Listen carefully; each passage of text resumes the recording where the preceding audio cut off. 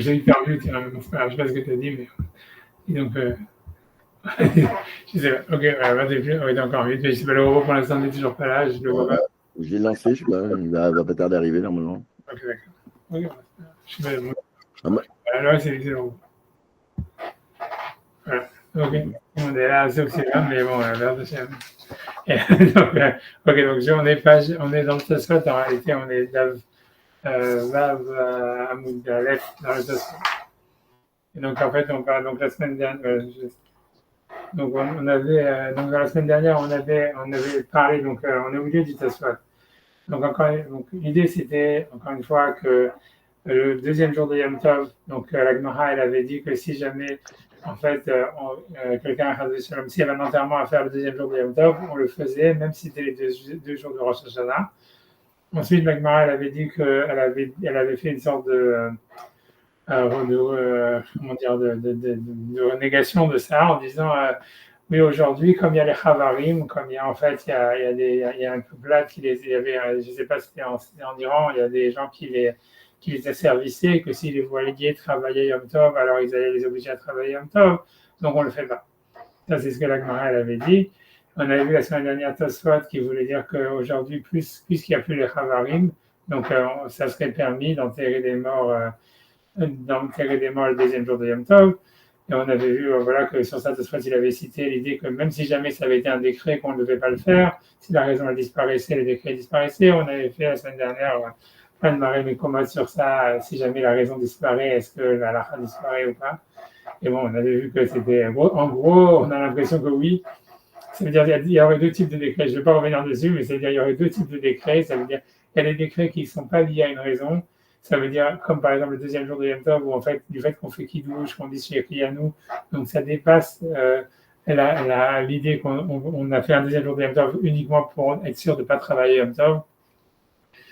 Donc c'est un décret qui dépasse sa raison quoi, dans sa structure même. Et donc, dans ces cas-là, même si jamais la raison elle disparaît, le décret reste en place. Par contre, il y a des décrets qui sont complètement corrélés à leur raison, comme par exemple, on avait vu le cas de Yahin Nesser, où en fait, la Gemara est très longue pour expliquer que si jamais quelqu'un, un goy, il est tombé dans une cruche de vin, je sais plus, dans une citerne, le vin il est caché parce qu'il n'a pas eu le temps de faire la libation, donc on voit bien que l'interdit, et il y a plein d'autres lois comme ça, donc ça veut dire que la Gemara elle corrèle, elle pense que l'interdit est dépendant de la raison, et donc dans ce cas-là, si la raison elle disparaît complètement, c'est possible que tout l'interdit disparaît entièrement, comme avec l'histoire aussi de transporter des objets dans le domaine public, comme avec les bijoux, mais qu'il faut une raison spécifique en plus, quoi. Ça veut dire, on ne va pas annuler le décret gratuitement, quoi. Donc, on a vu que les femmes, comme elles ne vont pas nous écouter ou j'en sais rien, donc on a annulé le décret, bien qu'il est marqué dans la Mishnah, mais pour le chauffard Rosh Hashanah, etc., où on sait que les gens vont accepter le décret, on ne l'a pas annulé, etc. Donc, il faut une raison subsidiaire, mais grosso modo, c'était ça l'idée. C'est que, donc, et ça, c'était une idée centrale, puisque dans la Gemara, c'était ce que la Gemara n'arrêtait pas de dire. Donc, grosso modo, ça soit en fait, sans y avoir vraiment parlé vraiment, il a fait comme ces distinctions. Et donc, il y aurait des décrets qui sont dépendants de leur raison, d'autres décrets qui ne sont pas dépendants de leur raison. Et voilà. Donc, ça, c'est ce qu'on a vu la semaine dernière. Et ici, on va rentrer dans un deuxième sujet que Tosfot rentre. C'est le truc de. Ouais, vous allez voir quoi, grosso modo. Donc, on y va. Donc, Tosfot, donc on est au milieu du Tosfot. Bon, je vais compter je compte les lignes à partir du titre de Tosfot. Je pense que c'est jouable.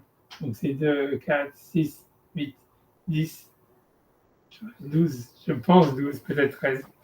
Je vais recompter. C'est là où il y a marqué au Mikol Makom Rabbenutam Ayaoser. Je ne sais pas si vous l'avez. Ah ouais, donc c'est bon. je crois que c'est 12. Hein, je recompte. 4, 6. Ouais, j'arrive à encore. Je pense que c'est 12. Je sais pas si c'est 12. Là, c'est au milieu de la ligne. La ligne, elle se termine avec le mot Aya. Elle commence avec le mot Shehu. Et voilà. Et c'est, à mon avis, la 12e ligne de Tosfot. Et c'est ou bien la 13e, 12e. Au Mikol Makom Rabbenutam. Tu l'as, Yosef? Ah, c'est bon, ok, c'est bon. Alors, on y va. Donc, après avoir dit donc, que comme maintenant on n'a plus des chavarim, donc on n'a pas des.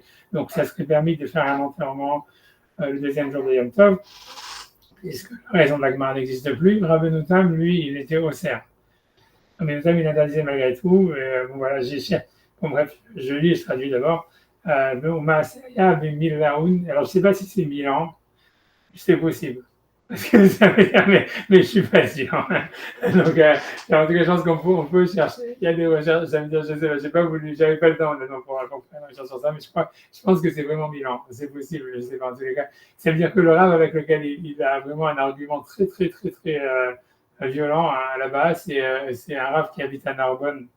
Donc, je sais pas, et donc, le Rav avec lequel il a un argument, c'est clairement, c'est un Rav séfarade et quelque chose comme ça. Et en fait, pour Abenoutam, on a l'impression vraiment que c'était comme s'il avait rencontré le diable en personne. Et c'est vraiment à lire hein, le truc. Moi, ça veut dire, c'est à lire. C'est-à-dire, c'est 20 pages d'aller-retour. Le Rav contre lequel il s'attaque là-bas, il s'appelait Rav Meshulam Narboni, Rabbeinu Meshulam.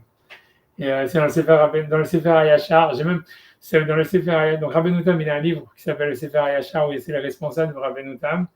Et en fait, là-bas, si vous cherchez, ça commence à mon avis aussi parce qu'il s'écharpe sur plein de choses. Je sais pas, des trucs, c'est beaucoup sur est-ce que quand on fait les Shiva Brachot dans un mariage, il faut prendre un verre ou deux verres, ou je sais pas, des trucs comme ça. C'est pas des questions, c'est des questions où il y a vraiment aussi, parce qu'il semblerait que là-bas, les Rabbeinu Meshulam, ils avaient le minhag de faire monter le maftir, ça veut dire le septième olé, il lui donnait aussi le maftir à Haftara, ça veut dire il faut monter deux fois grosso modo. Mais plein de choses, des choses comme ça, qu'en fait, c'est vraiment lié à des minagim et tout ça. Et des choses aussi avec la tefila, si jamais on peut. Enfin bref. Et Rabbeinu Tam, je ne sais pas exactement pourquoi là-bas, il est complètement excité. Ça veut dire, tu vois, c'est exactement comme apprendre quand il avait des trucs sur la sexualité, il est complètement, tu vois, il part complètement en live. Et ça veut dire, je ne sais pas, etc. Et voilà quoi. Mais et aussi, donc, il y a aussi ce cas-là de l'enterrement, de faire un enterrement le deuxième jour de Yom Tov. Et bon, ok. Et à la fin, ça se calme. Ce qui est aussi super rigolo, c'est que au fur et à mesure que, bien que personne n'accepte les arguments de l'autre, ça veut dire que c'est une discussion presque infinie entre les deux. Et à la fin, on voit que Rabbeinu Tam, plus ça va, plus il se calme. Tu vois, ça veut dire moins il insulte, quoi, si tu veux. Donc je sais pas. Tu vois. Bref. En tous les cas, bon, bref, je ne sais pas si c'est à Milan. En tous les cas, ça a l'air d'être. Parce qu'il y a beaucoup de. Ils ne sont pas dans la même ville. Quoi. Ça veut dire, c'est ça l'histoire. C'est que normalement, ils n'auraient jamais dû rentrer en communication. C'est des rabbinim. Mais en fait, là, par accident, si tu veux, à cause que si tu veux, des rabbinim des villes environnantes, ils posent des questions aux deux, c'est là où le problème, si tu veux, le choc des cultures apparaît. Quoi. Oui, donc il dit au Mikol Makom, donc Rabbeinu Tam, Aya Oser, ou Masaya Milon, donc je ne sais pas si c'est Milan, mais on va dire comme ça, Shemet Adam Echad B'Yom Tov Sheni, que donc il y a un homme qui est mort le deuxième jour de Yom Tov, Veratzu Litasek Bo les Kovro, et ils ont voulu en fait s'occuper donc de faire l'enterrement, et c'est Rabbeinu Meshulam qui avait dit de le faire. Avec Garbaim Rabbeinu Tam, et Rabbeinu Tam il leur a crié dessus.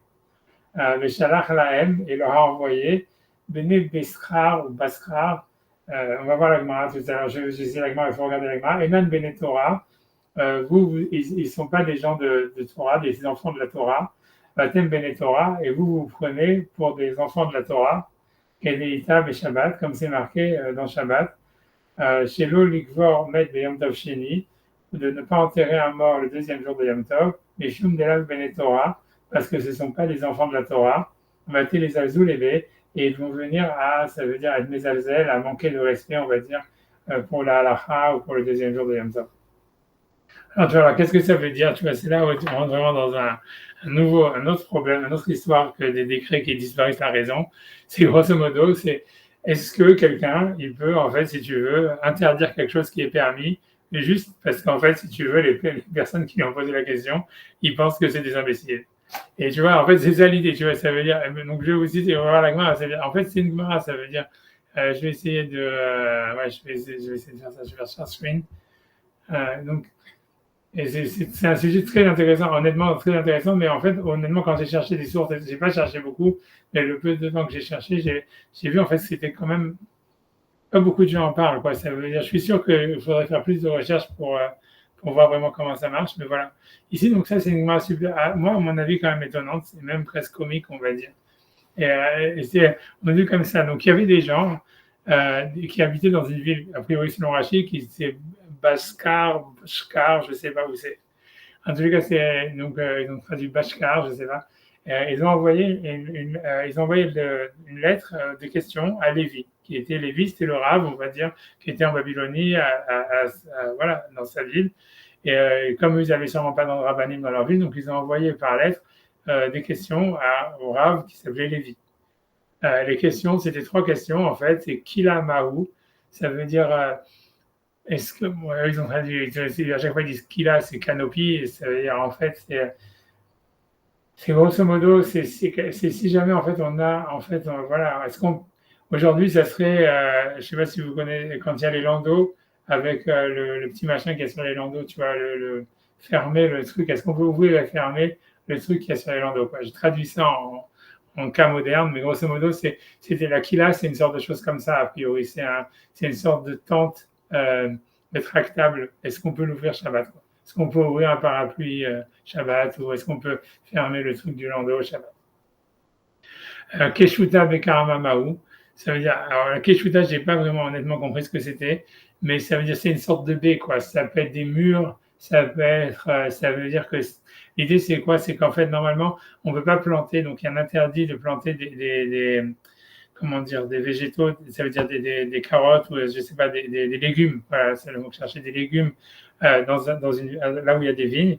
Et si on fait cet interdit-là, normalement, donc tout est pourri, il faut tout jeter à la poubelle, quoi. Tu vois, il faut déraciner évidemment les légumes et même les raisins. En fait, il faut, ils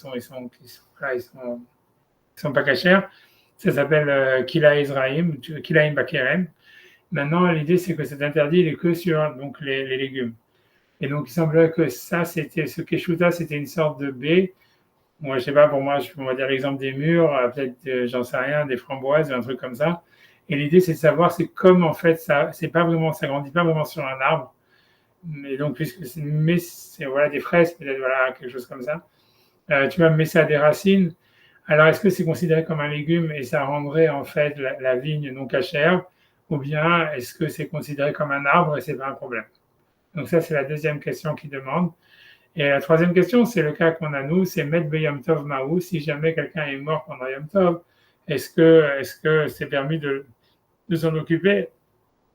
C'est pas clair en fait s'il parle du premier jour de Yom Tov ou du deuxième jour. Tu vois, ça veut dire c'est général. Ça, c'est les 3 questions. Maintenant, pourquoi c'est comique? Parce que voilà, ça veut dire ce qui se passe dans la suite, c'est que Adé Azil, le temps que le messager il arrive, Narnafché de Lévi. Donc Lévi, grosso modo, il est mort. Donc le Rav n'est pas là. Et en fait, tu vois, Shmuel, qui a priori, lui, c'est pas un Rav comme son nom l'indique, tu vois, ça veut dire qu'il voulait, a priori, il voulait pas lui se mouiller là-dedans, tu vois.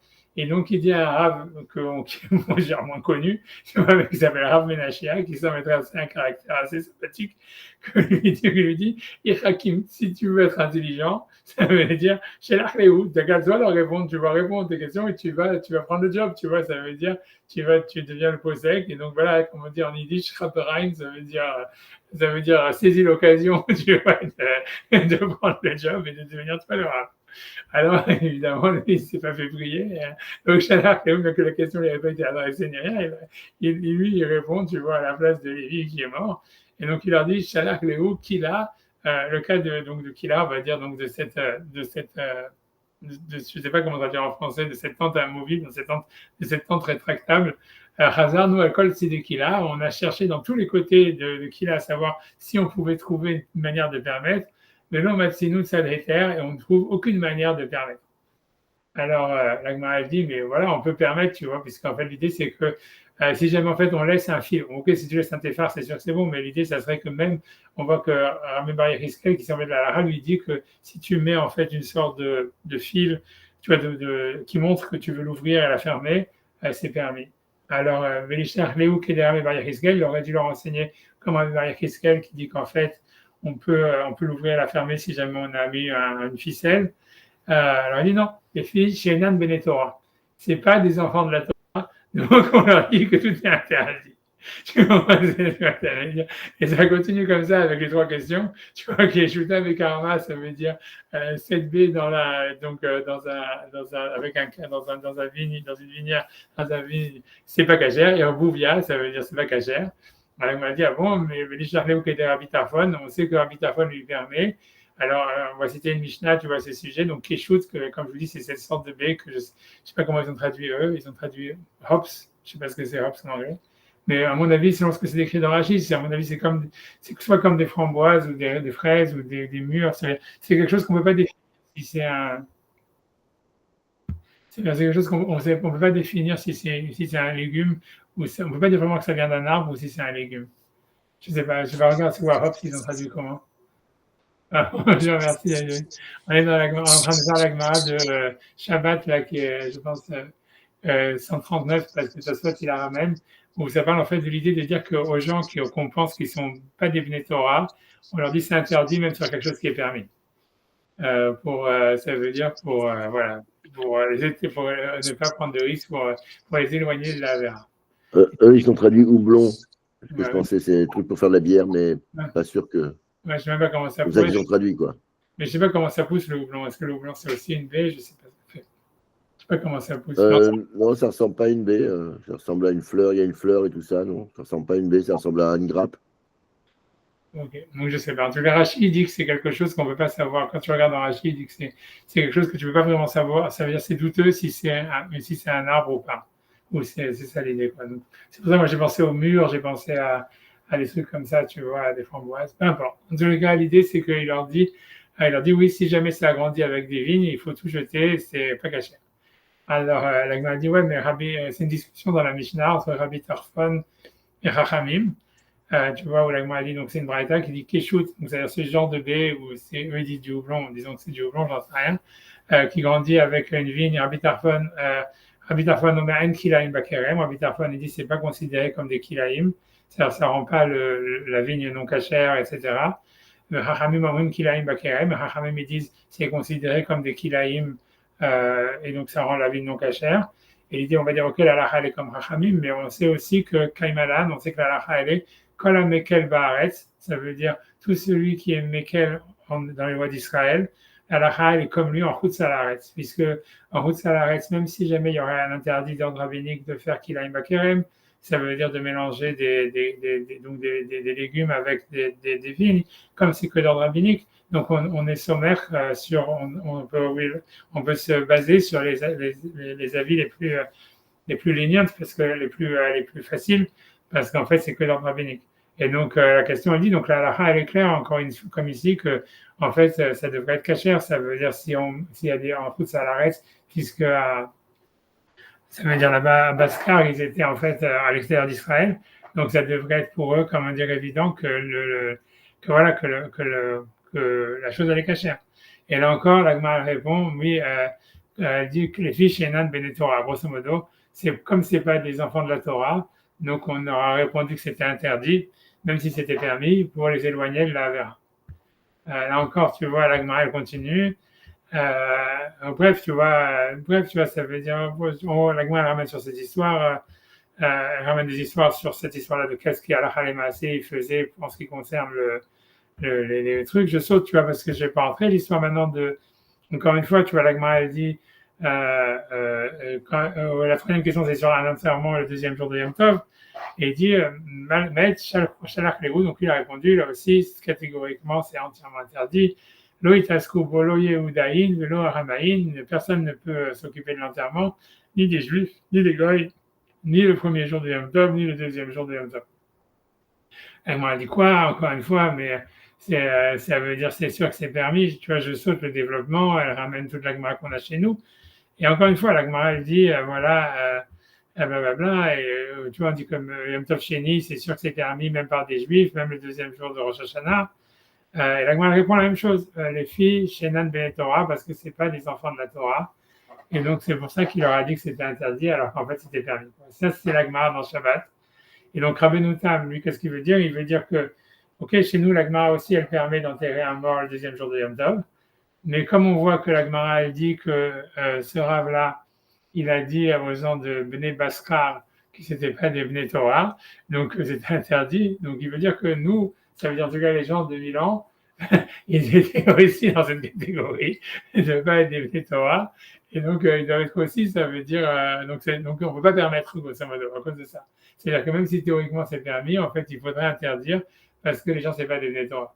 Et tu vois, pour moi, je me suis dit, tu vois, moi, c'est pas cette je sais pas, ça m'étonne, c'est pas que ça m'étonne, mais je me demande de quel droit, tu vois, ça veut dire, tu vois, ce rave là, en plus que la question n'était même pas adressée, c'est le truc le plus comique, tu vois, que ça veut dire que tu vois, il dit, ok, je vais interdire des choses alors que c'est permis, rien que parce que lui considère que c'est pas des Bnei Torah, tu vois, je veux dire, s'il lui pose la question, c'est quand même des Bnei Torah quelque part, tu vois ce que je veux dire, j'en sais rien, tu vois, et ça veut dire, et Rabbeinu Tam, tu vois, c'est super bizarre que voilà, quand Benottam il dit, il a décrété que sur les gens de Milan, par exemple, que c'est pas des Torah. Et pour moi, c'est super étrange de quel droit un rab il aurait de manière arbitraire la possibilité de, si tu veux, de décider des choses pareilles, tu vois.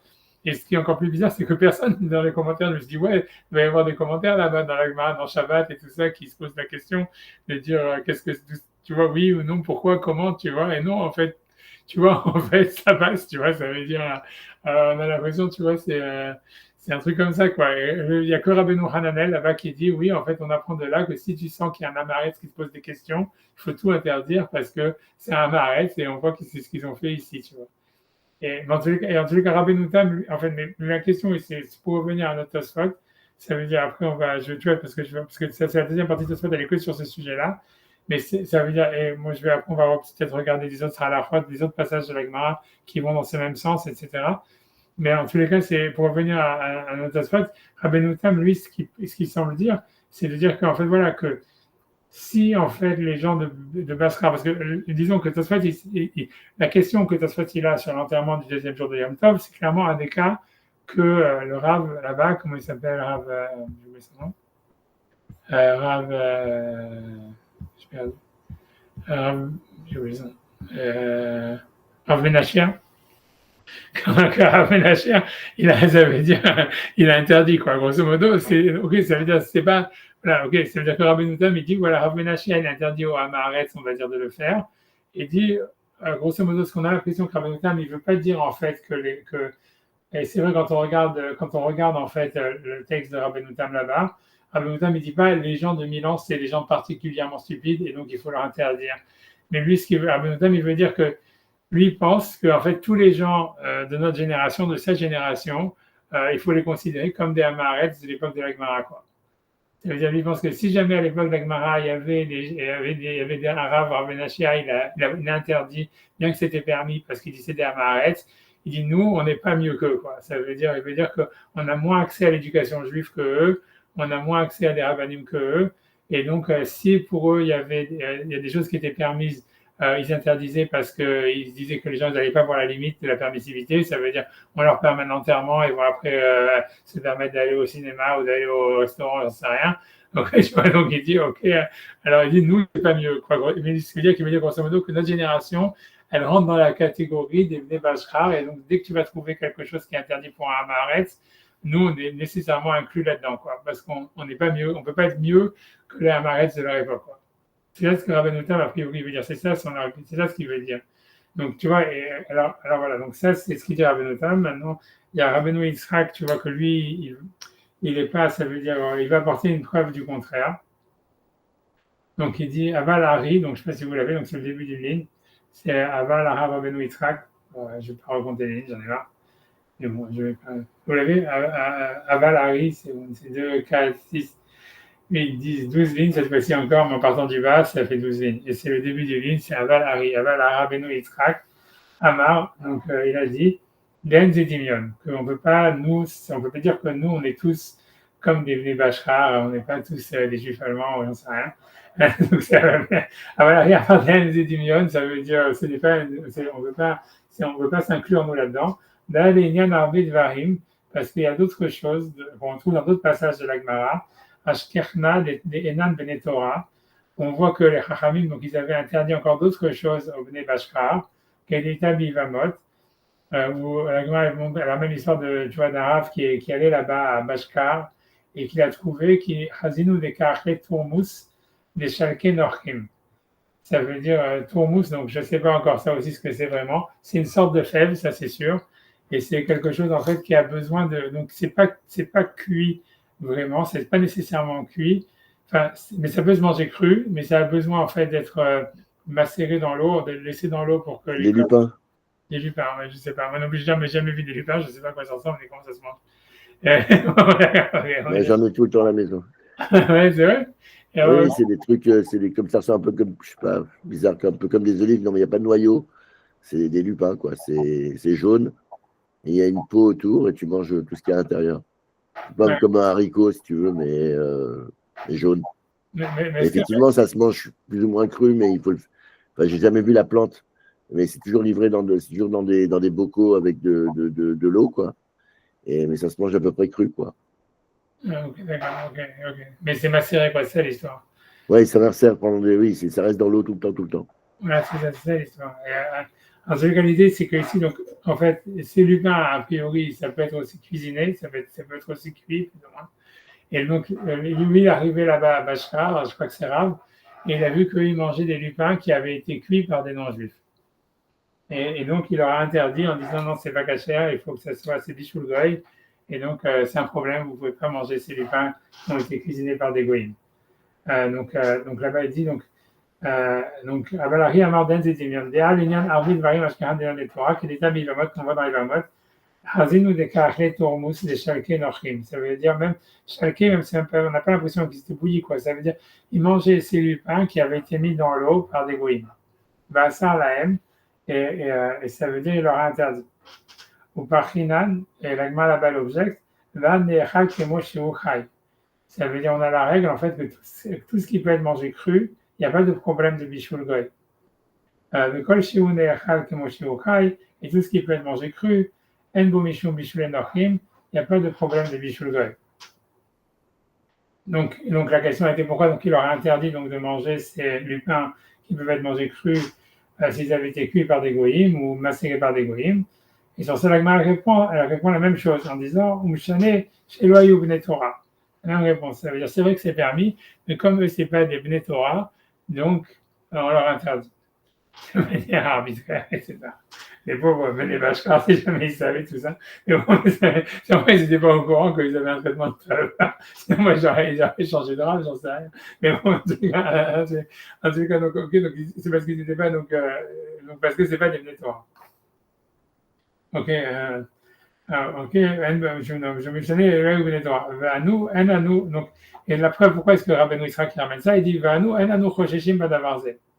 Ça veut dire, nous, on n'a jamais, nous, il dit, Rabbeinu Israël, qui veut dire, nous, on a le minhag, j'imagine que c'était une évidence pour eux, de manger des lupins, tu vois, même qui étaient cuisinés par des goïms, des kaimalan, parce que nous, on sait que la lacha, elle reste pour nous, des kol shiunechal kmo shiuchai, que tout ce qui peut être mangé cru, un bo mishum bishul enochim, il n'y a pas de problème de bishul goy. Et donc, il veut dire, on voit que nous, est-ce qu'il parle des lupins eux-mêmes?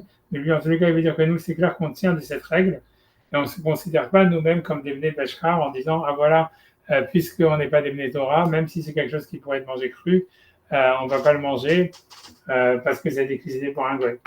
Et donc, il dit du fait que nous, on continue à garder ça, comme je vous ai dit, moi, je ne sais pas encore une fois si le poisson aujourd'hui a un problème de bichoul goy parce que les gens mangent le poisson cru avec les sushis. Donc, je ne sais pas, a priori, ça marche, tu vois. Mais c'est un grand éther, ça, parce que ça veut dire, parce que surtout, ouais, je sais pas, mais d'entrer là-dedans, mais bon, en tous les cas, l'idée, ça veut dire que, comme on voit, en fait, que la règle, elle reste que tout ce qui peut être mangé cru, si c'est cuisiné par un goy, il n'y a pas de problème de bichoul goy. Donc il dit, et ça, il semblerait dire que Rabbeinu Yitzhak, il dit, voilà, Rabbeinu Tam, il ne va pas contester ça non plus, il ne va pas contester ça, tout le monde le sait, quoi, grosso modo. Donc ça veut dire que quelque chose qui avait été interdit pour les Bnei Beshra, qui était donc de manger des lupins qui peuvent être cuisinés, qui peuvent être mangés crus, nous, on n'a pas cet interdit-là. Puisqu'on voit qu'on a gardé le minac de manger des choses qui peuvent être mangées crues, même si sont cuisinées par des goy.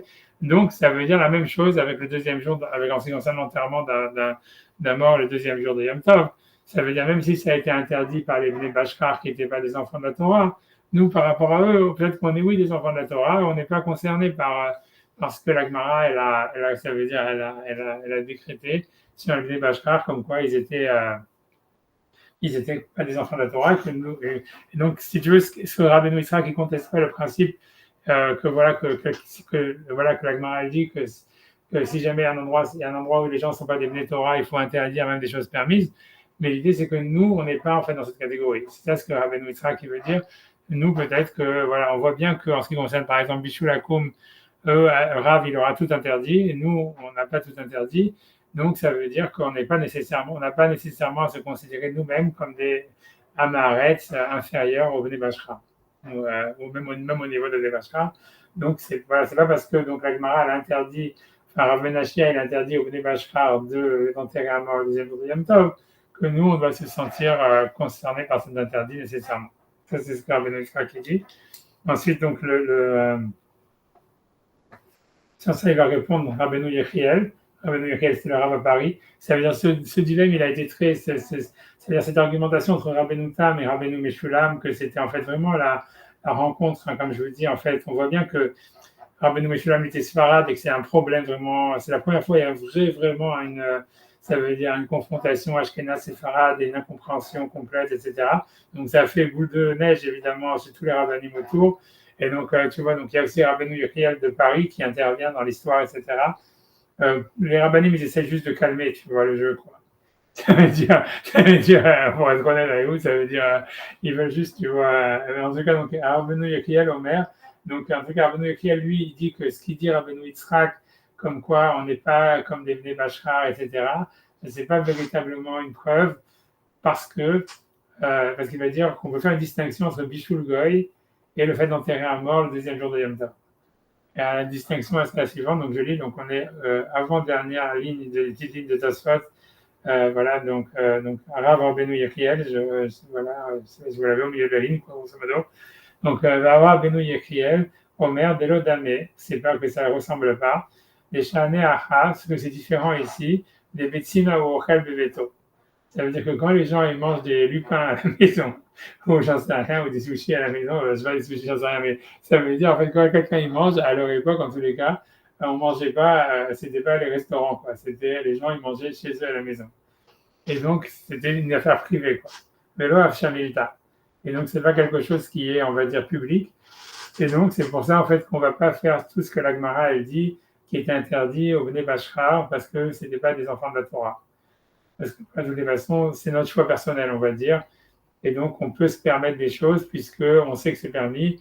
On n'a pas à s'interdire des choses en disant, ah voilà, les gens, ils vont dépasser la permissivité parce qu'ils vont voir que c'est permis puisque manger, c'est une action privée. L'Oav Shamilta, ça veut dire, c'est pas public, ça fait pas du bruit. Avec Van Metim, mais faire des enterrements, le Pharesia, ça c'est public. Avshamilta, et ça fait du bruit, tout le monde est au courant. Ben Nahon l'attire, et donc ça ne vaut pas le coup de permettre.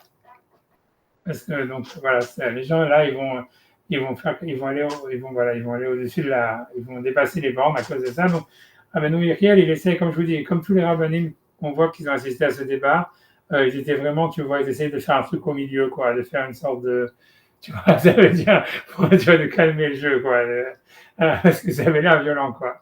Ça veut dire donc ça vaut pas le coup de permettre. Mais il veut dire voilà, il y a pas, ça veut dire grosso modo, en ce qui concerne les autres choses, en privé, peut-être qu'on peut permettre. On n'est pas obligé de se considérer comme des Amaretz, voilà, inférieurs au Bnei Bashar. Ok, après ça, Rabbeinu Tam, il va donner un autre argument pour interdire les enterrements le deuxième jour de Yom Tov. Il dit Vod Amar Rabbeinu Tam, donc Rabbeinu Tam, il interdisait aussi des bisman à Zenami, parce qu'il disait, donc c'est aussi, ça montre aussi, il y avait une différence de traitement entre les Juifs en Espagne ou les Juifs de Narbonne qui étaient connectés avec un autre gouvernement que les Juifs qui habitaient au nord de la France.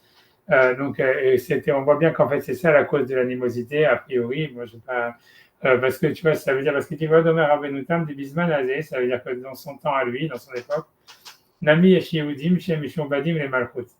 Il y a des juifs qui sont asservis au gouvernement, à la royauté française, à la Sot Melacha, donc qui sont obligés de faire des travaux. Il y avait déjà des juifs qui étaient fonctionnaires de l'État, le Kabel Hamas, c'est-à-dire qu'il y avait des juifs qui étaient proposés à collecter les impôts, ou l'Itasek Betsorchem, ou de s'occuper en fait des impôts, ou l'Itasek c'est du roi, c'est-à-dire qu'il travaille dans la cour du roi.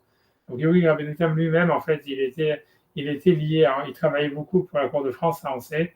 Et donc lui il dit en fait voilà, si on fait donc lui il voulait pas travailler le deuxième jour de Yom Tov. Et dit que si jamais en fait il voit qu'on fait des enterrements le deuxième jour de Yom Tov, et donc en fait si tu veux en fait l'histoire c'est que donc il y avait des rabbinim dans des villes qui étaient sous le gouvernement français qui se basaient sur le psaque de Rabbeinu Meshulam pour faire des enterrements le deuxième jour de Yom Tov. Et ça les embêtait à eux, tu vois, c'est-à-dire que en fait eux se retrouvaient maintenant être obligés, ceux qui travaillaient dans le gouvernement, comme Rabbeinu Tam, etc., qui avaient du business avec le gouvernement qui était fonctionnaire, ils étaient obligés, ils pouvaient plus se justifier de dire pourquoi on ne travaille pas le deuxième jour de Yom Tov. Donc lui il dit en fait, Rabbeinu Tam, après avoir lancé ça veut dire ses arguments qui étaient d'avant, lui dit voilà, à part ça, le problème c'est que voilà, ça crée des problèmes pour nous, que nous, ceux qui travaillent pour le gouvernement, qui sont des fonctionnaires d'État, Imiru chez Tasco la Sot Melacha de Met, ça veut dire si jamais ils voient en fait qu'on fait des enterrements le deuxième jour de Yom Tov, Kufu Otam la Sot Melacha les Malchut, ils vont nous obliger à travailler pour le gouvernement et pour la royauté. Et donc c'est pour ça en fait que Rabbeinu Tam, en fait, on comprend pourquoi en fait c'était tellement critique comme question. Quand tu regardes là-bas, c'est très long, beaucoup de violence et beaucoup de trucs, etc. Parce que il semblait qu'en France, à cause de ça, ils avaient pris l'habitude de ne pas faire des enterrements le deuxième jour de Yom Tov. Et que quand en fait il y a des villes qui ont commencé à le faire parce qu'ils étaient en contact avec des rabbinim séfarades qui eux avaient l'habitude de permettre, donc tu vois, ça avait créé en fait des problèmes, quoi. Et simplement pour moi, parce que ce que je veux dire, tu vois, moi, rien que si vous voulez, la halakha, qu'est-ce qui se passe dans la halakha vraiment? Donc j'espère retrouver. Ouais. Donc dans la halakha, ouais. Si vous regardez dans le Shulchan Aruch, si vous voulez, en fait, la plupart ça veut dire le Shulchan Aruch, lui, il dit d'être Mekel, quoi, comme la Gemara dit chez nous. Et tu vois, même si tu veux, la halakha, elle est a priori pas comme Rabbeinu Tam. On va voir, donc je lis le Shulchan Aruch. Donc il y a marqué Beyam Tov Sheni, Itasku Bo Israël. Donc si jamais quelqu'un a donc il y a un enterrement à faire le deuxième jour de Yom Tov, donc normalement c'est Itasku Bo Israël à la halakha, que normalement des juifs peuvent s'occuper de l'enterrement. Filou Beyam Tov Beyam Sheni chez Rosh Hashanah, même si c'est le deuxième jour de Rosh Hashanah. Filou Lo Ishtahe, et même si jamais le corps il est préservé, ça veut dire qu'il n'y a pas de problème. Voilà, il n'y a pas de problème de putréfaction ou quoi que ce soit. Afilou l'artor loadas, et même pour faire des choses qui ne sont pas nécessaires à l'enterrement, comme couper des myrtes, à Mamechoubar, de faire des habits pour le mort d'Aaron, ou de faire même un cercueil, Velarsov l'okever, même de creuser la tombe, ou le même l'omaïm, et même de chauffer de l'eau pour le nettoyer, les taro, l'exos, l'océaro, même lui couper ses cheveux. Et même si jamais il n'y a pas de cimetière juif dans la ville où il est, on peut l'amener dans une autre ville. Tout ça, le deuxième jour de Yom Tov, même si on doit sortir à l'extérieur du Tchoum. Je vais c'est assez grand comme ça va? Je peux zoomer encore. Je zoome? Ouais, je zoome. Vous êtes avec moi, vous êtes avec moi, c'est bon? On va faire le coup du Tchoum, et même à l'extérieur du Tchoum. Au Maskirim l'Osfina, aller au Lichom et Makom les Makom, et on peut même prendre des bateaux, acheter des bateaux, louer des bateaux pour aller d'un endroit à l'autre. Les Yom Tov Sheni, les gars bémet, parce que le deuxième jour de Yom Tov, en ce qui concerne l'enterrement, Kechol Shavio Rabanan, les Rabanan, comme l'a marqué chez la Gemara, c'est considéré comme un jour de semaine. Vafilou Efshar Bamamin, et même si jamais il y a des goïms qui pourraient faire l'enterrement, c'est mieux que Itaskobo Israël, c'est que les Juifs le fassent. Voilà, maintenant ils ramènent, tu vois, évidemment le Haga, eux, ils ont le minag, mais encore une fois, c'est pas vraiment, ça veut dire, il dit, voilà, le Haga, il dit Aval Bashkenaz, mais à nous, en Allemagne, il veut me dire Elou, donc dans nos pays, En Noagim Ken, on n'a pas cette habitude. Et la collègue, mais donc c'est pas aussi grave que Rabbeinu Tam que lui disait, on fait rien, etc. Il dit, Kolech Hadev Sharbamamin, si jamais il y a des goïms qui peuvent le faire, alors aussi Nakever, Varon, Vatachechin, Aedamamin, on fait faire le travail, ça veut dire la tombe et le cercueil et les habits par des goïms. Mais Charles Varim aussi Israélim, et les autres choses qui ne sont pas de Raïta a priori, les Juifs ils font, comme Yom Tov Rishon, c'est-à-dire tout ce qui n'est pas une melacha de la Torah, quoi, qui ne serait pas interdit vraiment de faire Yom Tov. Aval Imlo Efshar Bamamin, mais voilà, mais à la fin, même le Rama, si tu veux, il n'est pas comme parce qu'il dit, si jamais il n'y a pas des goïms qui veulent s'en occuper, alors Moutar la Sotakol avec des Israélim. Ça veut dire on peut tout faire, tu vois, les Juifs ils peuvent tout faire. Bon, bref, tu vois, ça serait ça, la halakha, ça veut dire, on ne tient pas a priori ce que Rabbeinu Tam, il veut dire que nous on est considérés comme des Amaretz. Ça veut dire, puisque tu vois, la base de Rabbeinu Tam, c'est de dire si jamais il y avait des Amaretz à l'époque de la Gemara qui c'était interdit pour eux, alors nous on n'est pas mieux qu'eux, donc ça serait, c'est pour ça que ça serait en fait, ça serait, comment dire, ça serait interdit. Non, ça veut dire, si quelqu'un veut voir une question, voilà, je vais avoir une petite question. Je ne sais pas vraiment si c'est, voilà, attends, c'est une question quand même, ouais, je ne sais rien, mais je la fais quand même. Ça veut dire ce qui est intéressant, une autre Gemara très intéressante, la voilà, qui parle du même sujet, où la halakha, elle est différente. Puisqu'en fait, tu vois, là-bas, c'est une Mishnah, il y a une Mishnah qui parle dans les lois, en ce qui concerne les Nédarim, les vœux. Et donc, on sait, en fait, donc, une des halakha principales des vœux, c'est que, en fait, pour qu'un vœu il soit valable, il faut encore une fois, je vais essayer de le dire, ça veut dire, en fait, qu'il faut que le vœu, il soit, si on fait un vœu, par exemple, de ne pas manger quelque chose, on va prendre cet exemple le plus simple, il faut que le vœu, il soit, comment dire, attaché, il soit comment dire, je vais prendre un exemple et c'est tout, je ne vais pas dire la règle. Ça veut dire la règle, l'exemple, c'est comme ça. Si quelqu'un dit que pour moi, ce café-là, ça soit pour moi comme de la viande de porc, le café, il est permis. Pourquoi? Parce qu'en fait, pour s'interdire quelque chose comme un vœu, il faut le comparer à quelque chose qui est lui-même interdit, pas par la Torah, mais par un vœu. Donc, ça veut dire, par exemple, l'exemple normal, si on veut s'interdire un café, il faut se dire que ce café il soit pour moi interdit comme un korban. Parce que comme un korban, on n'a pas le droit d'en tirer profit parce que ça veut dire c'est nous qu'on le désigne comme korban. Donc, c'est quelque chose qui est lui-même le fruit d'un vœu. Donc, c'est ça, ça s'appelle davar anadour. Ça veut dire que la manière dont les vœux fonctionnent, c'est qu'on prend quelque chose qui a déjà été interdit par un vœu et on étend ça à un autre objet. Et donc, toujours pour qu'un vœu fonctionne, il faut que l'interdit ne soit pas lié à l'interdit de la Torah, comme par exemple la viande de porc ou on va voir la vodazara ou tout ça.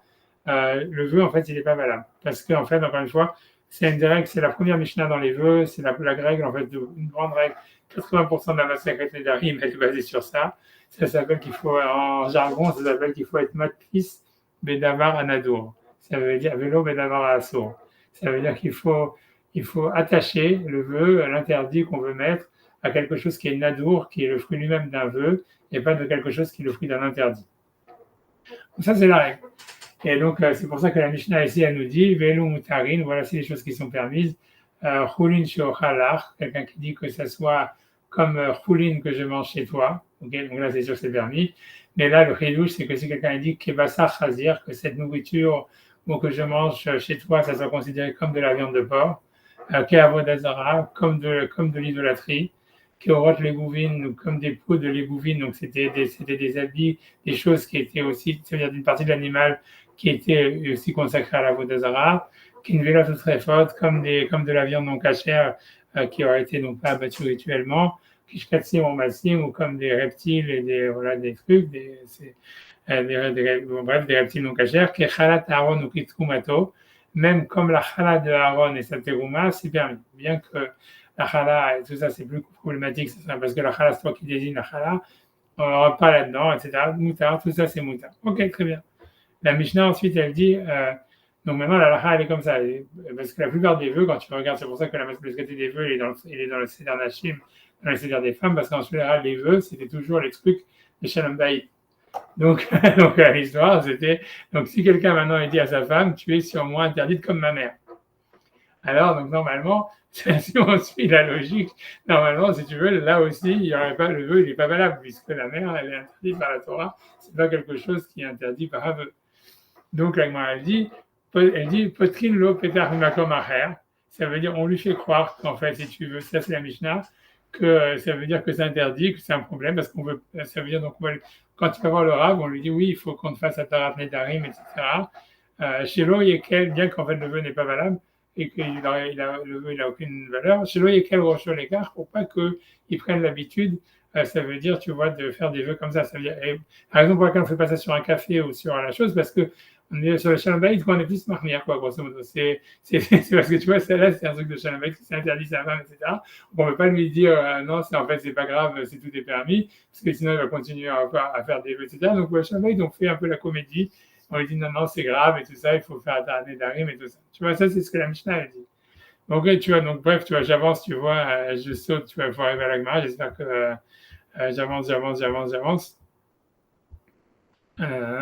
vois, voilà, la Gemara pose une question, elle dit oui, mais il y a une braïta qui dit le contraire.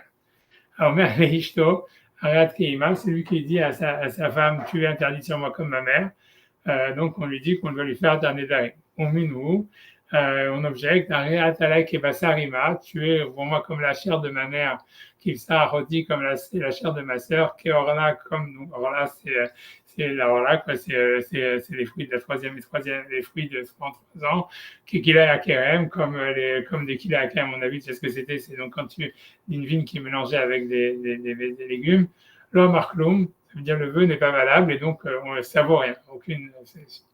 Donc, comme ici que la Mishnah nous dit ici qu'il faut faire un Nedarim, Potkim Lo Mimakomach. Elle va donner une réponse et tout ça. Abaye dit, c'est pas la halakha, c'est comme Rava d'habitude. Abaye dit, Lo Amarklou Mideoraita, Metsarir Shela Miderabanan. Mais la vraie halakha, c'est que ce qu'Agma elle va dire, c'est Rava Amar, Abe Talmid Chacham, Abe Amaretz. Ça veut dire qu'un Talmid Chacham, on ne va pas jouer la comédie, il sait que ça ne valait rien. Donc ça veut dire, lui, on ne lui dit pas, tu dois faire un Nedarim, etc. On lui dit, ok, on lui dit la vraie halakha, quoi. C'est pas grave, il n'y a pas de vœu. Mais à Maretz, on lui fait la comédie, on lui dit, si tu veux, non, il faut être un Nedarim, c'est grave, etc., etc. C'est ça la conclusion, ce qui retient dans la halakha. Maintenant, la question, c'est de savoir, c'est nous, en fait, c'est quoi notre statut, tu vois? Ça veut dire, est-ce qu'on va dire que nous, ça veut dire, parce que l'histoire, c'est de savoir. Ici, on a vu que Rabbeinu Tam, lui, en fait, son idée, c'était de dire, voilà, nous, on est tous des Amaretz, tu vois. Et donc, en fait, si la Torah, elle a interdit au Bnei Bashar, donc nous, on n'est nécessairement pas mieux qu'eux, et donc ça devrait être interdit pour nous. Et la question est de savoir, alors qu'on a vu que Rabbeinu, et là-dedans, si tu veux, Rabbeinu Yitzhak et Rabbeinu Meshulam, c'est ceux qui permettaient, ils disent non, on voit bien que voilà, les Bnei Bashar, on leur interdisait des choses qui sont permises pour nous, comme les tourmoussim, les lupins et tout ça, etc. Donc, on n'est pas nécessairement, nous, des Amaretz. Alors, mais en quel halakha en ce qui concerne ce cas-là? Alors, donc ici, la Gemara, Zuduar Shulchan Aruch, elle marque Haomer Perot Elou Alay O Min Ploni Alay. Donc, celui qui dit ces fruits-là, ils sont sur moi, ou au Mashi Ochal Im Ploni, ou ce que je vais manger avec un tel. Alay Kebasar Chazir, c'est comme de la viande de porc, Kavodat Kochabim, comme de l'idolâtrie, une violence très forte, comme des animaux non abattus rituellement, des choses comme ça. Et donc celui qui dit à sa femme, tu es comme ma mère, ou Karoti, ou comme ma sœur, ou Orla, comme donc des fruits des arbres qui sont interdits les 3 premières années, ou qui a comme encore une fois des vignes qui sont mélangées avec des légumes. Are Lumutarim. Donc ça, le Shulchan Aruch, il dit, voilà, c'est permis. Donc il ne dit pas comme la Mishnah, il dit que voilà, on n'est pas des Amaretz, ça veut dire qu'on nous considère tous comme des Talmid Chacham. En kan neder, il n'y a pas de vœu. Voilà, mais il dit, mais Maya Omer Amaretz. Donc ça veut dire, lui dit, ça c'est le stam. Mais par contre, il y aurait des gens qui graduate. Ça veut dire que le Rav, il peut décider quand même, tu vois, ça c'est Amaretz. Je ne sais pas sur quel critère, tu vois. Ça, chez là, les Chacham. Donc il faut là qu'il aille voir un Rav, au Marine Benav, et on lui fait croire chez Ishto Asura, que sa femme elle a interdit, mais j'ai autant de période à sourire. Et donc lui, le contrairement à la Mishnah, c'est une grosse question, il dit pas que c'est qu'avec la femme, c'est même les fruits. Alors ça, que la Mishnah ne dit pas ça du tout, il va plus loin. Mais c'est parce qu'en fait, c'est le Rambam aussi qui dit à la Maretz, on y va, on l'interdit même plus que la Mishnah, elle dit, on l'interdit même dans les fruits, puisque de toute façon, donc c'est déjà, on lui fait donc croire que Shen Dalo Bharata, que en fait, c'est pas, même s'il regrette son vœu, il ne sait pas comme ça, c'est un vœu très grave. Et là, ça veut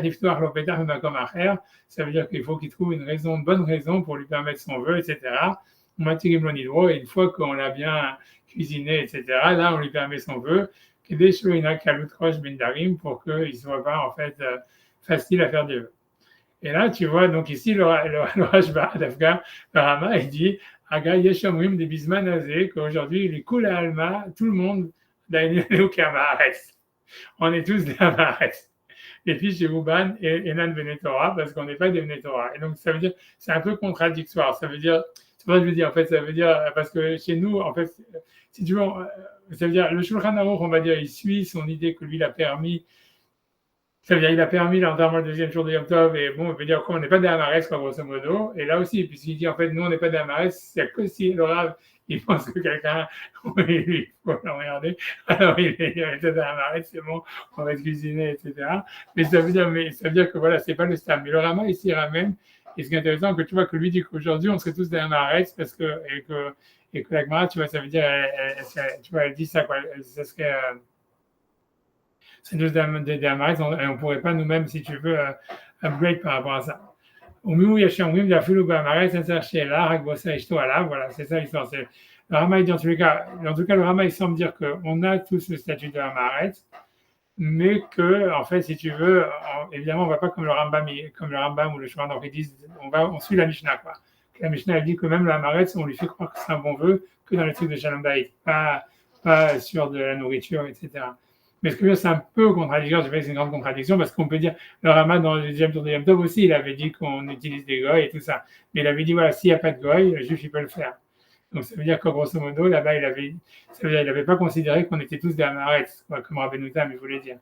Alors que ici, le Rama, il semble dire, encore une fois, c'est pas une vraie contradiction, parce que c'est pas le même, on voit bien que c'est pas la même terminologie qui est utilisée.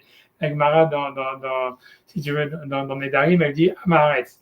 Alors que là-bas, on semble bien que c'est les Bnei Bashar, c'était une catégorie de Haaretz assez, on va dire, premium,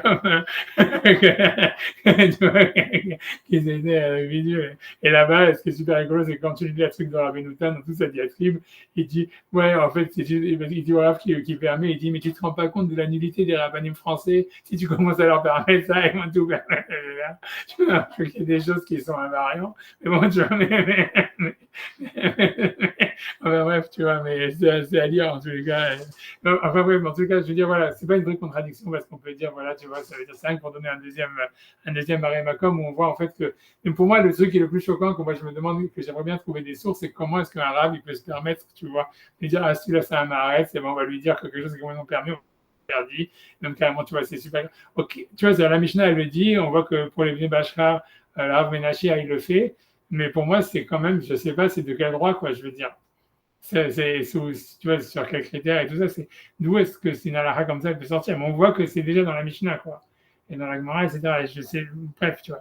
Après, je vais simplement ajouter une dernière chose, si je me souviens son nom. Voilà, ça veut dire, c'est parce qu'on retrouve, ça veut dire ici, par exemple, dans les Shiloh de Moshe Feinstein, quand là-bas, par exemple, tu vois, il parle est-ce que c'est permis d'ouvrir une boîte de conserve Shabbat. Et donc, lui, tu vois, Moshe lui permet, grosso modo, parce que lui, il pense que tu vois, toute la chouva, en fait, elle est très longue, mais en fait, c'est basé sur une idée générale, en fait.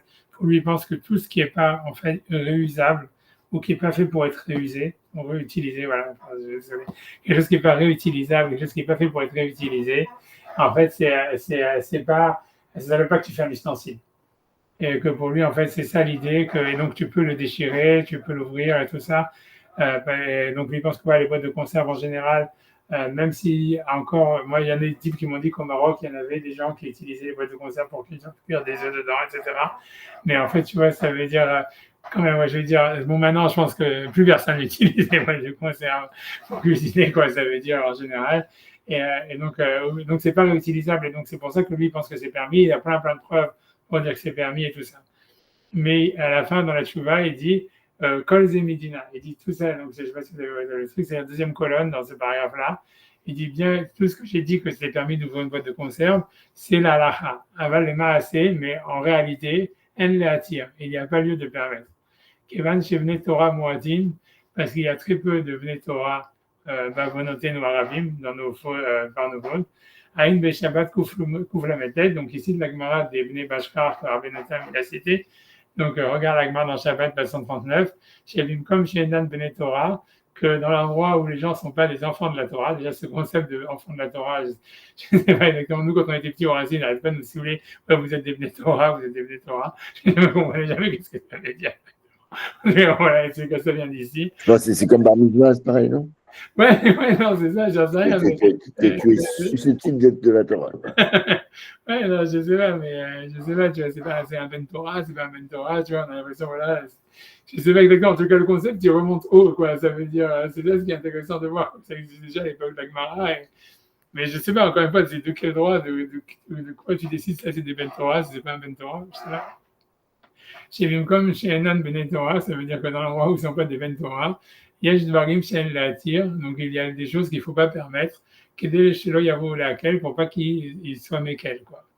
Et donc, il voudrait dire que lui, il pense qu'en fait, c'est permis d'ouvrir une boîte de conserve Shabbat, mais il ne faut pas le faire devant, enfin, il veut dire ne fais pas devant des devant des marques, c'est ce qu'il nous dit pas plus qu'à la donc, Anish et Kol Sheken baiser, tu vois, donc pour lui, il pense que c'est sûr qu'il ne faut pas se permettre d'ouvrir une boîte de conserve devant de Amaretz. Ça veut dire publiquement, voilà, dire que c'est permis, alors qu'il a publié ça répond. Encore une fois, mais moi j'ai vu que les tueurs de Rav Moshe, ils savaient que quand elles sont tellement longues, personne n'allait jusqu'à la fin. Donc, ils pensent que voilà, c'est pas grave si tu publies que c'est permis. Je pense que c'est ça, parce que la tuba elle est très très longue. Tu vois, je me rappelle même encore une fois à l'écoute, ils distribuaient ça pour tester interdit. Alors, quand tu lisais la tuba, tu vois que c'est permis. Mais tu vois, c'est tellement long que les gens ils voient pas, ils vont pas jusqu'à la fin. Bon, bref. Ani chez Kol Sheken baiser. Donc il y a plus forte raison, donc il n'y a pas lieu de permettre là-dedans d'ouvrir des boîtes de conserve. Kol Sheken Barou Bimkom Paroutz Kebizmanenu. À plus forte raison, c'est clair, dans un endroit Paroutz, ça veut dire où il n'y a pas de limite, comme dans notre époque, ou comme Otenu et nos endroits, chez Tsaek et Armir, qu'il faut être marmir, Ben Mikroa, donc il ne faut pas déchirer l'osak, ça veut dire non plus, il veut dire même de ne pas déchirer carrément un paquet de chips ou un truc comme ça. Chez le Beged, Vélo, chez le Niyar, tu vois, donc c'est ouvrir les paquets de sucre avant Shabbat et tout ça.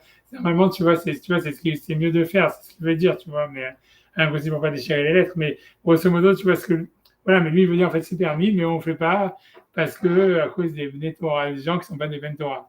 Vélo chez le Niyar, Vélo Lishbor à Ken, voilà, et ne pas ouvrir des boîtes de conserve, et tes votes à, je sais pas quoi, c'est parce que c'est ça, à Shpadon, ça veut dire, ça, c'est des boîtes de conserve. Cannes, c'est des conserves. Tes votes, Ashpadan, je ne sais pas ce que c'est. Baflo, l'Artor, Velikwa, Revel, chez Kachour, Bourassak. Donc, il dit carrément, tu vois, de même pas déchirer, tu vois, d'ouvrir des, tu vois, ça veut dire tu vois, des filets où il y a des fruits, il ne faut pas faire ça. Bien qu'il pense que c'est permis, tu vois, il dit que c'est permis, mais il ne faut pas le faire. À cause des gens qui ne sont pas des Bnei-Torah. Chez Amioter, Sovar Shabbat, l'école chez Ken, Midvarim, Shen, Ben, Sovar Shabbat. La plus forte raison des choses, tu vois, ça veut dire que c'est pas vraiment, c'est pas nécessaire le Shabbat. Kolkar, Rakshi ou l'Ichvod Veroneg, ça veut dire que juste quelqu'un, il veut se faire un kiff, quoi, je sais pas, il veut. Alors, il dit, Shamnia, Afrak, Mehamatira, Mechashash, Kilu Shabbat, ça veut dire que le fait de s'empêcher quelque chose qui est permis, de peur de transgresser Shabbat, il disait que votre Shabbat a été gadol. Ça, c'est le plus grand kavod Shabbat possible. Donc, il dit, voilà, donc bien que c'est permis, il ne faut pas le faire à cause des trucs, etc. Mais la suite, elle est rigolote. C'est vrai, c'est la suite qui est rigolote. Imiesh Sorer Gadol. Si jamais il y a une grande nécessité, comme si jamais il y a un mariage, ou chez Izmin Orchim, donc bien qu'il a des invités, Viesh Lobochet, et qu'il a honte si jamais il n'y a pas assez sur la table. Alors, tout est permis là. Ikra, Ishbor, Aléné, Akoum, d'avoir essayé de casser, tu vois, par un goy, Vemnika Akoum, si jamais il n'y a pas de goy, Imutal Mitracham, si c'est un Talmid Racham, alors Betsina, et que personne ne le voit, Yashté à dire, on peut permettre. Betsoar Gadol, Kazé, ça veut dire dans une grande nécessité, Yesh lo Bochet, que ça lui fait la honte.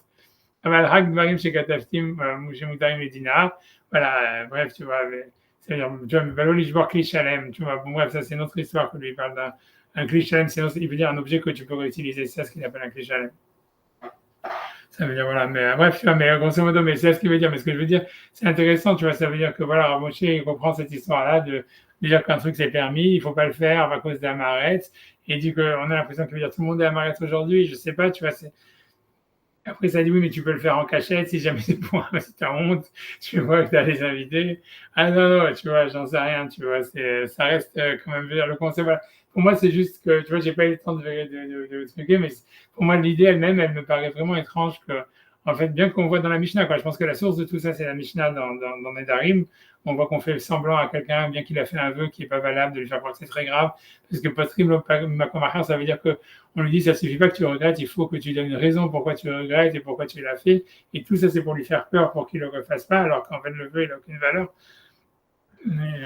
De l'autre côté, à Marès, normalement, tu ne dois pas lui enseigner, parce que celui qui ne va pas suivre, ouais, tu es pas censé lui faire des torachot, tu n'es pas censé lui enseigner, parce que tu es sûr qu'il ne va pas le faire. Ça, c'est un point.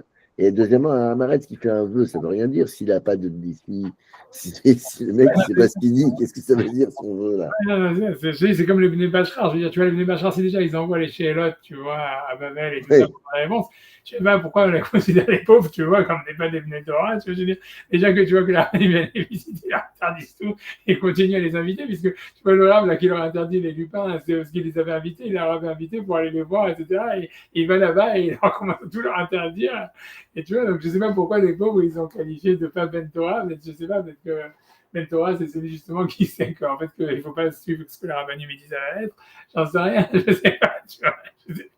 C'est pour ça que c'est ce que c'est étrange, tu vois, qu'est-ce qu'ils appellent un arrêt, qu'est-ce que tu vois, qu'est-ce que tu vois, etc. Et voilà, je sais pas. Et pour moi, la vraie question, c'est d'où est-ce qu'on pourrait en fait, d'où est-ce qu'un arabe il aurait cette, tu vois, ça veut dire ce droit de, tu vois, il y a interdit de baltosif, quoi. Je veux dire, tu vois, ça veut dire, à mon avis, tu vois, c'est autant c'est interdit de permettre quelque chose qui est interdit. Je pense que c'est autant interdit de dire à quelqu'un que c'est interdit alors que c'est permis, quoi. Je veux dire, je vois pas pourquoi, tu vois, ça veut dire, c'est tout. Alors après, tu dis, tout est justifiable parce que c'est un marais. Ok, mais c'est quoi un marais? Tu vois, c'est ce qu'on voit bien que ça se passe ici, il sait pas, tu vois, il dit, ah ben nous, il dit, ouais, on est tous des marais, il s'est Moshe, il veut utiliser la même logique et tout ça, et l'autre qui lui dit, non, on n'est pas, qui dit qu'on est à ce niveau-là, je sais pas. Et même, tu vois, c'est étrange. À mon avis, tu vois, j'aimerais bien. J'ai pas trouvé. Je suis sûr qu'il y a de la recherche. J'imagine que dans tout ça, c'est sûr qu'il y a des auteurs qui en parlent. Et que si je regarde, tu vois, dans ça, Rohma et tout ça, je trouverais, tu vois, des auteurs qui ont dû, comment dire, si tu veux, mathématiser, si tu veux, cette histoire de dire quand est-ce qu'on le dit, quand est-ce qu'on le dit pas, dans quelles conditions, etc. Mais bon, voilà. En tout cas, c'est ça le débat qu'il y a ici dans Tosfot. Et voilà, ça, on verra, c'est démontré que la fin des derniers. Ah, j'ai pas allé plus loin que ça, j'ai pas préparé plus, je sais plus, je pense que c'est là, ouais, voilà. Voilà, c'est un sujet à part entière, mais voilà. Ah non, non, je sais pas, je laisse comme ça, je laisse comme ça. Mais c'est sûr que Ramosché lui-même qui a publié la responsable, c'est presque, tu vois, un truc qui sont à la queue, quoi, je veux dire. Si tu veux pas dire oui, c'est permis, oui, mais il faut dire à personne que c'est permis, quoi. Je sais pas, tu vois, c'est vraiment... c'est le truc complètement incroyable, quoi. Ça me fait penser, tu vois, quand il y avait les. Après, j'arrête avec ça, je ne veux pas dire, mais moi, j'en avais enregistrement sur ça, mais tu vois, c'est quand il y avait. Parce que, tu vois, nous, on a eu droit cette semaine tu vois, à Afghanot, des Haredim à Manhattan qui ont stoppé, tu vois, contre le. Tu vois, si tu veux, tu vois, contre l'armée, pour que les Haredim n'aillent pas à l'armée, tout ça, etc. Et tu vois, la plupart des discours, ils étaient en yiddish, tu vois, heureusement, tu vois. C'est-à-dire, les discours normaux, tu vois, en fait, grosso modo, ils disaient en hébreu, en disant oui, on ne veut pas aller à l'armée parce que la Torah nous interdit et tout ça. Mais quand il parlait en yiddish, tu vois, vraiment, tu vois, il maudissait les trucs, tu vois, il disait oui, ils doivent tous crever, c'est pire que des nazis, tu vois, c'était vraiment des trucs et tout ça. Et à la fin, tu vois, il faisait tous ces discours. Il y en avait qui s'arrêtaient là, quoi, qui étaient vraiment, tu vois, vraiment. Vraiment, j'en sais rien, c'est à ne pas écouter, quoi, honnêtement. Mais ce qui est rigolo, c'est qu'il y avait un des rêveux qui a parlé, et tu vois, donc il y va, il dit, ouais, ils se battent contre la Torah, c'est des Réchaïm, toutes les malédictions vont s'abattre sur eux, etc., etc. Et à la fin, il finit son discours. Mais j'espère qu'il n'y aura aucun juif qui va avoir aucun mal nulle part, à aucun moment, tu vois. Mais c'est tellement, tu vois, les trucs qui sont à la gueule, c'est exactement comme à Moshe quand il dit, oui, c'est permis, mais il ne dit surtout à personne que c'est permis. Tu vois, c'est exactement la même chose. Tu vois. Voilà quoi, c'est vrai. Je vais vous laisser tranquille. Bonne soirée et merci Bonne soirée. de tout. Ouais. Au revoir.